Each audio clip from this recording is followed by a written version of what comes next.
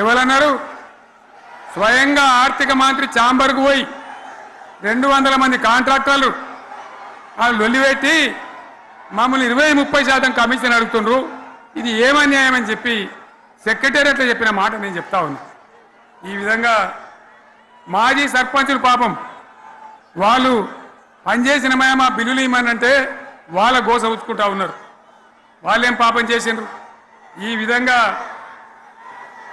ఘోరం. ఇంకా ఈ అందానికి ఏం మాట్లాడతారు? కేసీఆర్ నువ్వు రా అసెంబ్లీకి, ఏ నీ కాయగూరు ముచ్చట్లు తింటానికా?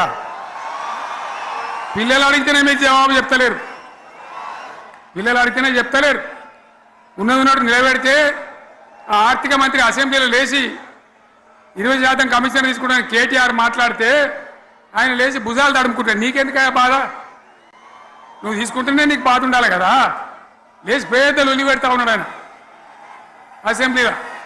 ఈ విధంగా చాలా గందరగోళంగా అవివేకంతో అజ్ఞానంతో చాలా ఘోరం చేసి అడ్డమైన మాటలని చెప్పింది. దాంతో మనం కూడా గోల్మాలైపోయినాం. తీర్థం పోదాం తిమ్మక్క అంటే వాడు గుల్లే, మనం సల్లే. ఆ గతికి తెచ్చింది ఇలా ప్రజల గతి. మరి మనం కూడా ప్రజలు కూడా ఆలోచన చేయాలి. ఆవేశం కాదు. గాడిదలకు గడ్డేసి బలరకు పాల్పడితే వస్తాయా?